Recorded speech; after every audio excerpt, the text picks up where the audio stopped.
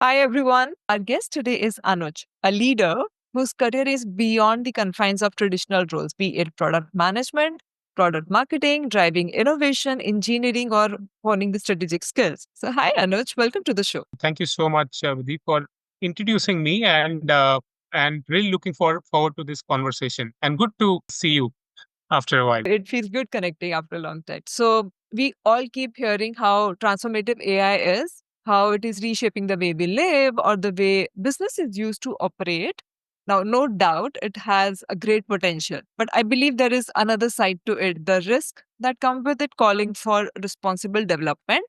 And talking about responsible development, there have been recent announcements across enterprises who are onboarding this role, which is on Chief AI Officer, that there should be a dedicated leader to oversee the ethical, accountable, and efficient implementation of AI initiatives.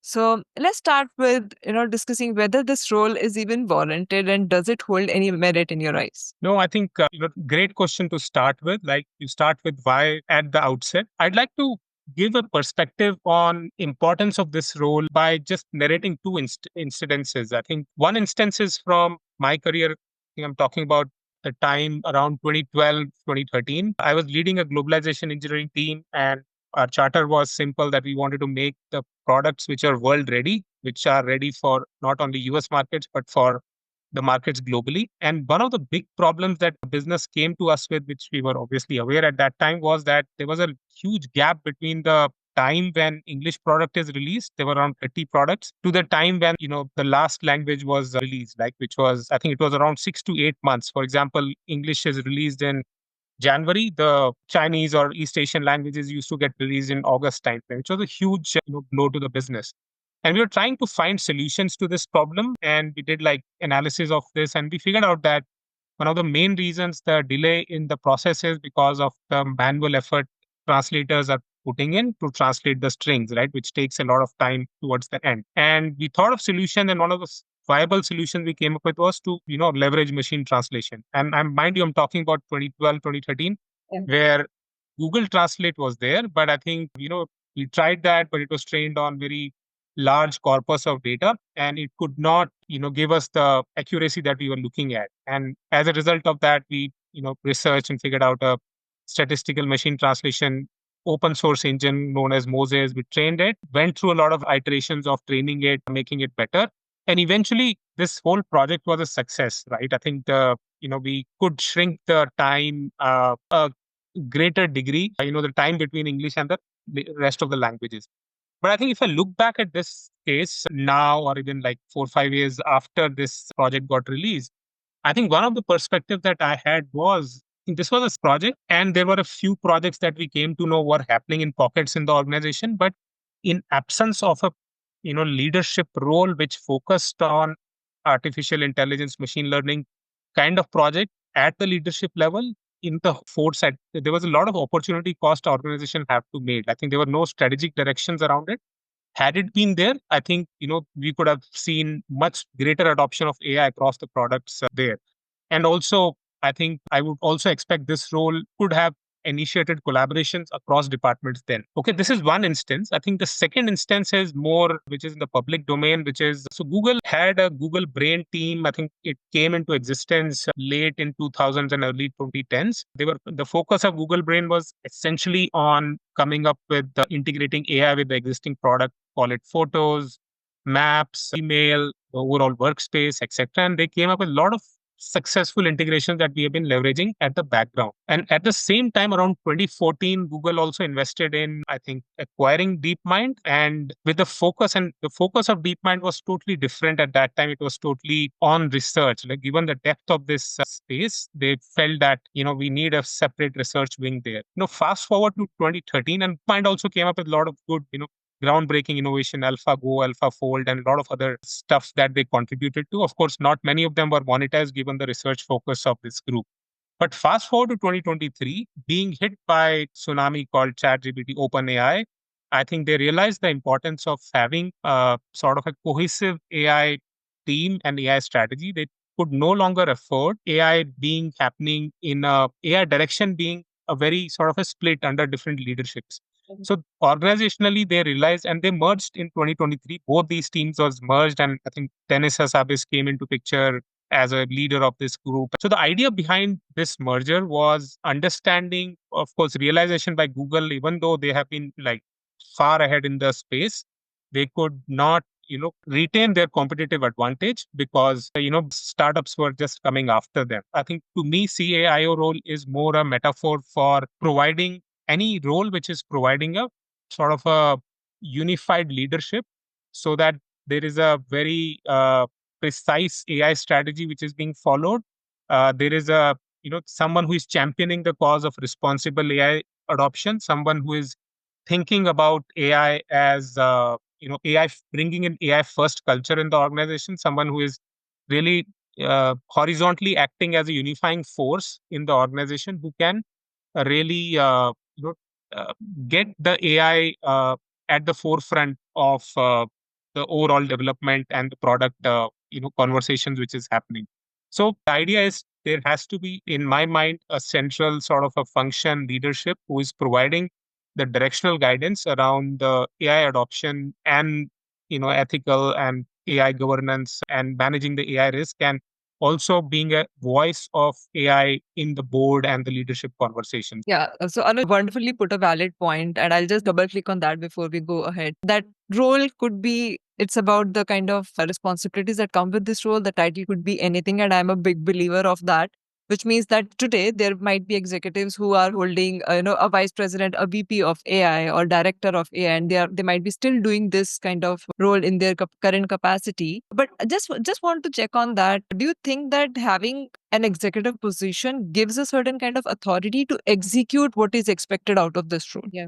No, absolutely, absolutely. I think I'll give a. I was going through this movie. I don't know how many number of times. Few days ago, I think there was a very interesting conversation that BCCI president is having with his a trusted person is in his team. He said like BCCI, which is the Board of Cricket Control in India, they want to appoint or start something called the Talent Development Research Wing, and following the model of some of the state associations who had a very great success in going to the grassroots and bringing the talent out. And they want to do it at a broader scale. And this guy, he asked his opinion. He said something very interesting. He said, like, great idea, but this will work only if this body reports directly to the board. And it won't work if, it starts to report to the state association because, a lot of talent will get filtered and there'll be a lot of bureaucracy, etc. that will come in. I think taking this analogy forward, the C in CAIO role, though it is a, chief or you call it C level role, for it to be really effective, it has to be in the close circles of the CEO. I think to be really effective, it has to be part of the CEO staff, given the importance of AI, not only now, but also what's just in front of us. So I firmly believe that we, organizations to make this role more meaty, more impactful, it has to be in the right company in the organization. You cannot be exercising influence in the wrong directions, just to probably get budget or whatnot. I think there has to be sufficient and along with the responsibility that should come with this role. Yeah, indeed. Knowing that having that authority is important, there are also talks that because it's a new title, let's not say the role, because you assume that we all know that title is new, but the role was being still carried. Quite often, it happens that the CEOs they create a role to understand the relevance of any new domain to the impact it's going to have on their business in terms of how to drive adoption across the enterprise. But some believe that this role can be assumed by a chief data officer, for example. So, what are your thoughts on this? I think several dimensions to this. Agency may choose to designate an existing officer. He or she may be a chief information officer. He or she may be a chief data officer or digital transformation officer, or he or she may be a chief technology officer, provided they have significant expertise in AI. So I think, of course, organizations can and should take the liberty of defining this role as much as they want, and they can even fold it into any of the existing roles which is there. But I think there are few other dimensions I would like to look at this from, right? In the last several decades, like couple of decades, we have seen so many groundbreaking innovations that have happened in technology space. For example, cloud, right? So cloud really, shook the conversations at multiple levels around the infrastructure and even the flexibility of doing your work any way you can continue stuff. I think there are multitudes of use cases, and quietly it has brought in so much of revolution. But despite that, we never saw the sort of a war cry on having a role like chief cloud officer or something like. At least I have not seen in, when I pass through that. It is important to recognize that AI revolution is different, not more so in the last, 2 years. Like we have seen, like I can paraphrase what Jasprit Bindra said once, right? I think generative AI really bought AI from back burner where it was lurking. It was solving our problems for the last 70 years, but really to the hands of people. And that really caused tremendous amount of momentum in terms of, AI coming out of winter and us having this conversation and a lot of such conversations which is happening around. So this is different. I think, for those who have seen ChatGPT 4.0 demos or, Google's demos recently, I think I believe we are at the tip of iceberg. I think Satya Nadella, when he came, he said he felt while using ChatGPT for the first time exactly the same way as he did when he used Mosaic in 1993, like at the cusp of a revolution.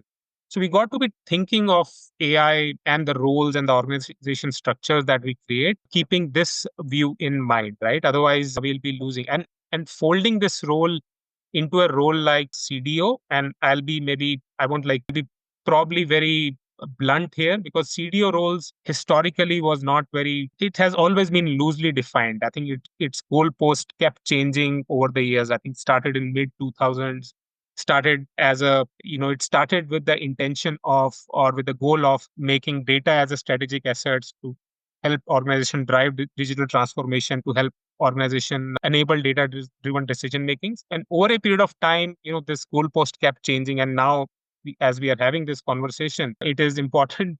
It is also another shift in the goalpost, right? You can leverage an existing person, but without skills, without expertise in this area, it'll be very hard for him or her to produce results, that AI projects demand. I think just one data point that comes to my mind is I read some of the Gartner report, and it predated generative AI era, where it said that 54% of AI projects can go from pilot to production. And we are not even talking about success, right? 46% projects just does not go to production itself. And O'Reilly had even scarier statistic when he said 85% of AI projects fail. And I think in this kind of a landscape with such promise being there, and you don't know what changes may come with AGI and like somewhere down the line singularity that we talk about, we need a role. Organizations need a role which has a dedicated focus on AI to really have that cutting edge, not only to improve their today, but also to have a one feet in the future to bring in the changes necessary to build the culture, drive the momentum from these kind of projects. I used to say when I was leading engineering and even product at one point that leaders 25% time should be like focusing on the future and preempt risks that organization may see. I think with the AI coming into picture, the awareness gap is, even for the most informed people, it is really staggering.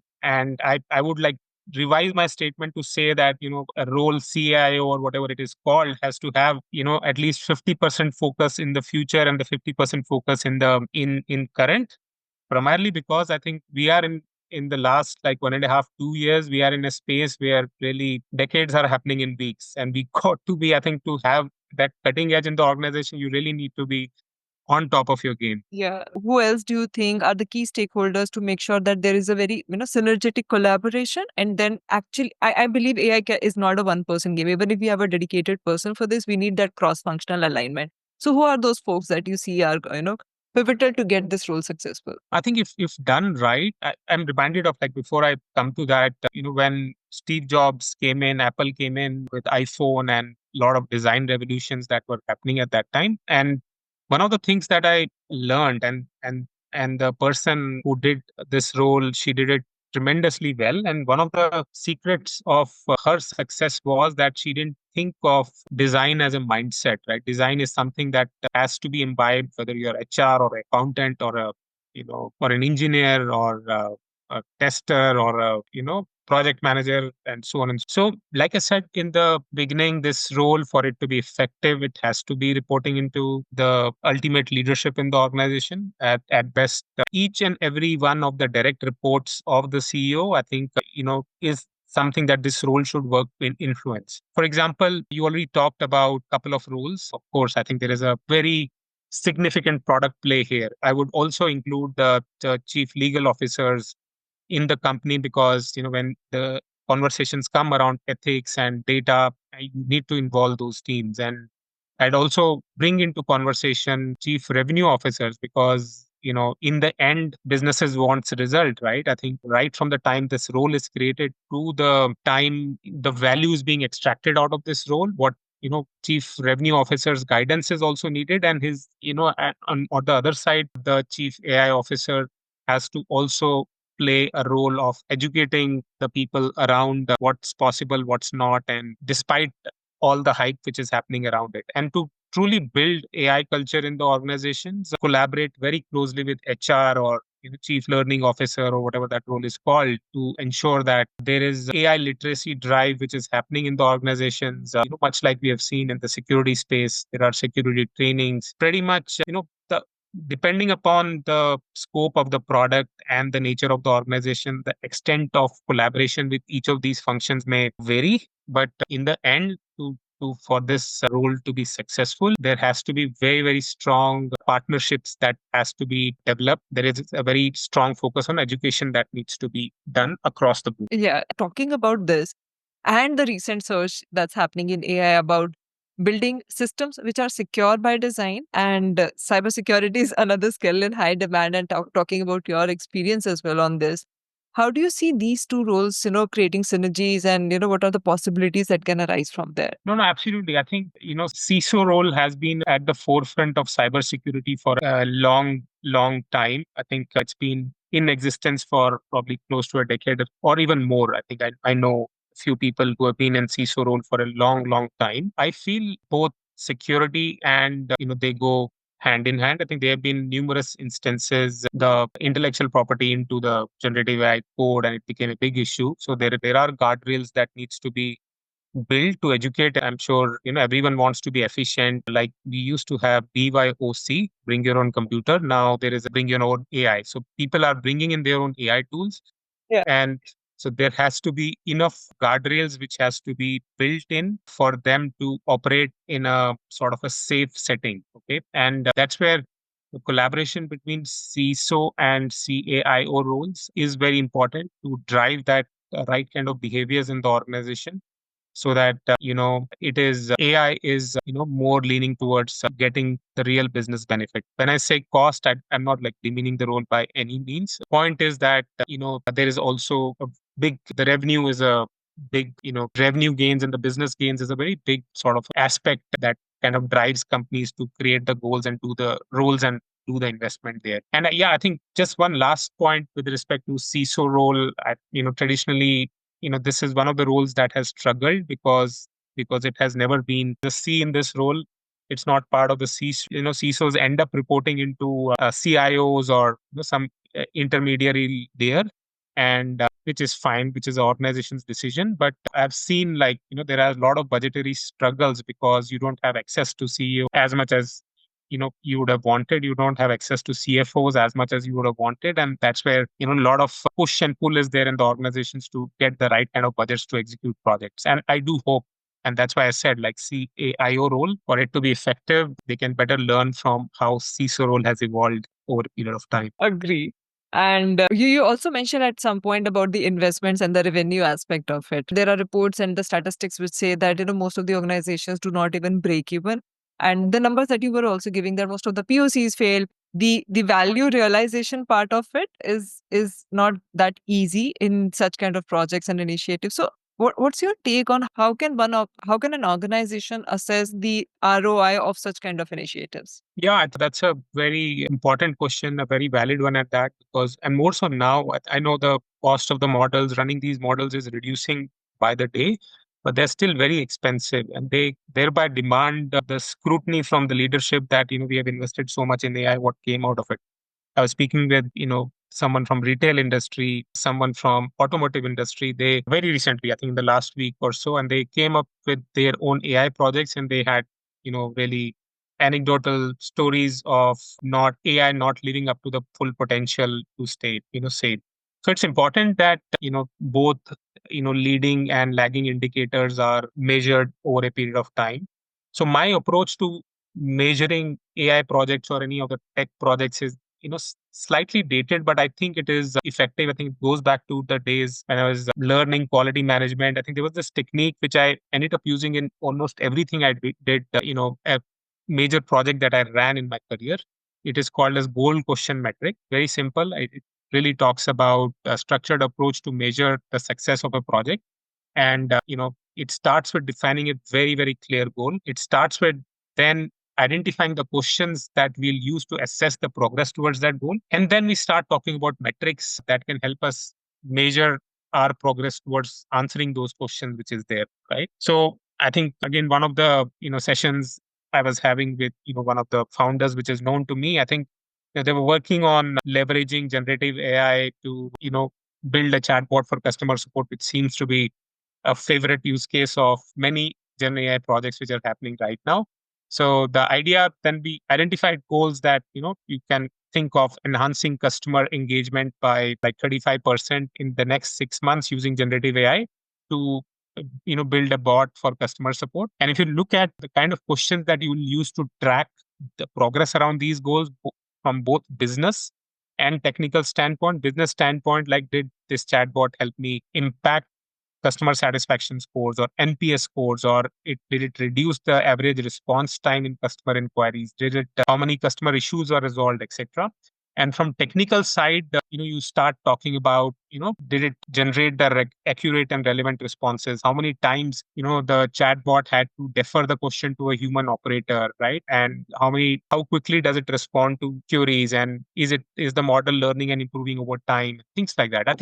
And then I think you start talking about breaking down these questions to the metrics. And the important point is, like I talked about, leading indicators are very important, because a lot of time, if you just measure revenue, that's a lagging indicator. We know that we are not meeting the revenue target very late in the game. And we got to have enough indicators set that tells us, this project is really, in ICU, or, it's healthy or not, right? So things like that. So this is the approach I followed. I think it worked. I do have a hypothesis which I was trying with a founder friend of mine, that it will work in the AI projects too. Oh, that's wonderful. And, I really like that part of, having a leading and lagging indicator, because if a time has lapsed and things, you need to have that kind of indicator which helps you, course correct at the right time, and then see that whether we are going in the right direction, which means that there is one thing I call typically, which is knowing when to kill a project is a skill as well. When you know that, okay, I can estimate and know that it's not going to reap returns what I expected to the extent I expected, right?